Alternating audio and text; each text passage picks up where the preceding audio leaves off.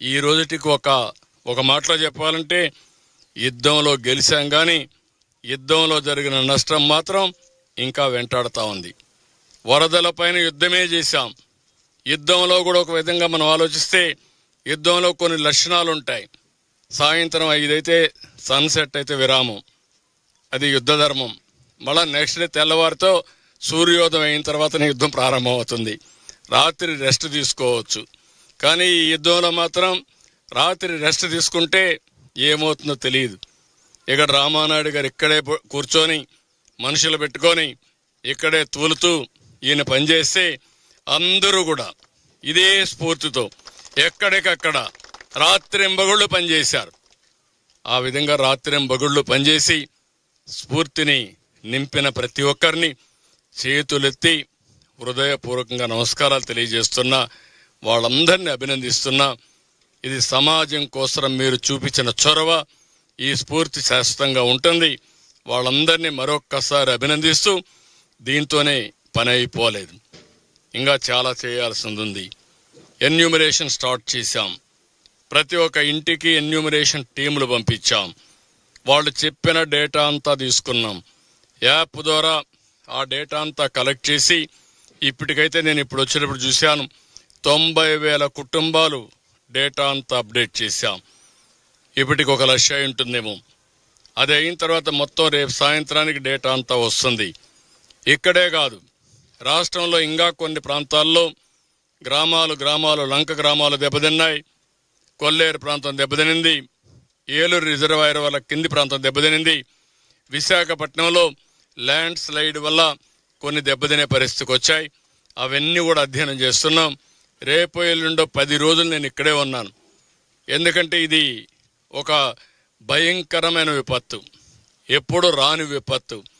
ఏ ఒక్క నిమిషం కూడా నేను కానీ మిగిలిన కానీ ఏమారితే చాలా ఇబ్బందులు వస్తాయని ఇక్కడే ఉన్నాను.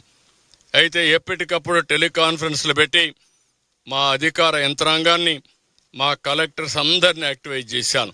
వాళ్ళందరూ యాక్టివ్గా ఉండి ఎక్కడికక్కడ ఏ విధంగా చేయాలనో ప్రాణ నష్టం లేకుండా చేశారు. పంటల ఆస్తుల నష్టం కూడా తగ్గించారు. ఇప్పుడు రీహాబిలిటేషన్ కూడా చేస్తున్నారు. అది కూడా చేసి మినిస్టర్స్ కూడా అక్కడికి వెళ్ళి ఎక్కడికక్కడ కోఆర్డినేట్ చేసుకున్నారు. ఈ సమయంలో మీడియాను కూడా అభినందిస్తున్నాం. మీరు కూడా ఒక పాజిటివ్ రోల్ ఎవ్రీ 1 అవర్కి మేము అడిగితే మేము ఇచ్చిన బులెటిన్స్ కానీ, మీరు రిలీజెస్ కానీ, మీరు వాలంటరీగా వెళ్ళి రిస్క్ తీసుకొని ఏ విధంగా కార్యక్రమాలు చేపట్టాలని చేపట్టారు. ఒక స్ఫూర్తిదాయకంగా రాష్ట్రంలో మీరు సమాచారాన్ని అందజేశారు. దాని ఫలితమే ఈరోజు చూస్తే, మార్నింగ్ నేను చూస్తే విపరీతంగా పెద్ద ఎత్తున ఎక్కడెక్కడి నుంచో వచ్చి స్పందించారు. కడాన ఒక స్కూల్లో ప్రతి ఒక్క కిడ్, చిన్న పిల్లలు వాళ్ళు పొదుపు చేసుకున్నటువంటి కిడ్నీ బ్యాంక్ నుంచి డబ్బులు తీసుకొచ్చి వరద బాధితులకు సహాయం చేసే పరిస్థితికి వచ్చారు. ఇది నా లైఫ్లో చాలా చూశాను, కానీ ఇంత స్ఫూర్తిదాయకంగా ప్రజలు స్పందించిన తీరు మొట్టమొదటిసారి. అదే సమయంలో ఇంత పెద్ద విపత్తు కూడా మొదటిసారి. దీనికి అందరినీ మరొక్కసారి అభినందిస్తూ ఎప్పటికప్పుడు మీకు సమాచారం తెలియజేస్తాం. అల్టిమేట్గా ప్రతి ఒక్కరికి న్యాయం చేసి మళ్ళీ ప్రతి ఒక్కరూ నిలదొక్కునే విధంగా చేయూతనిచ్చి తద్వారా అందరిని ఆదుకుంటాం. ఇది మొదటి విడత మాత్రం ఇంతవరకు జరిగింది. ఈరోజు సాయంత్రానికి ఎసెన్షియల్ కమాడిటీస్ కానీ లేకపోతే ఏం చేయాలో అవన్నీ చేసేస్తున్నాం. రేపటి నుంచి మళ్ళా ఒకసారి సమీక్ష చేసుకుని ఎల్లుండి లోపల అవుతానే మోటార్ బైకులు పోతే ఏం చేయాలి, కంపెనీలతో కూడా మాట్లాడాను. అదే మరి ఎలక్ట్రానిక్ గూడ్స్ అయితే మొత్తం వాళ్ళ ఏజెంట్స్ అందరినీ పిలిపించాను. నేను ఒకటే చెప్పాను, కొంతమంది లేబర్ ఛార్జెస్ అన్ని 100% ఎగ్జామ్ చేస్తామని, ఇంకొక విధంగా స్పేర్ పార్ట్స్ అన్ని 50% వరకు మేము సబ్సిడీ ఇస్తామంటే, కాదు మీ మేనేజ్మెంట్స్తో మాట్లాడండి, 100% ఇవ్వగలిగితే ఇవ్వండి, సిఎస్ఆర్ ఫండ్స్ వాడి మీరు ఈ కార్యక్రమం కూడా చేయమని ఇప్పుడే సమావేశం పెట్టి వాళ్ళకు కూడా ఆదేశాలు ఇచ్చాను. వాళ్ళు కూడా నాకు ఇచ్చినటువంటి విషయం మనం చూస్తే చాలా విషయాల్లో చేయగలుగుతాం, కానీ ఒక్క టీవీల్లో మాత్రం ఆ స్క్రీన్స్ కానీ అవన్నీ పోతే అది వీలు కాదు. ఒకసారి వర్షానికి తడిచిపోతే టీవీలు రీప్లేస్ చేయాల్సి వస్తుంది, 90% పాడైపోతాయని చెప్పారు. ఇక్కడ మిగిలిన వాషింగ్ మెషిన్లు కానీ ఫ్రిడ్జ్లు కానీ, ఏసీ కానీ, లేకపోతే మీకు ఉన్నటువంటి ఫ్యాన్స్ కానీ ఇవన్నీ రిపేర్ చేసేదానికి అవకాశం ఉందని చెప్పారు. స్టవ్లు కూడా అవకాశం ఉందని చెప్పారు.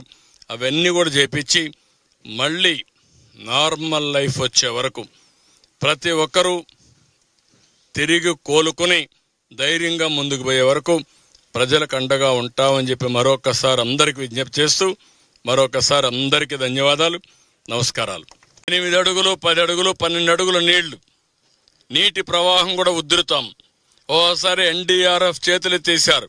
మేము వెళితే కొట్టుకొని పోతాం కాబట్టి ఈ ఏరియాలో మేము పోవంటే మళ్ళీ అడుక్కొని ఎన్ని విధాల ప్రయత్నం చేయాలో అన్ని విధాల ప్రయత్నం చేశాం.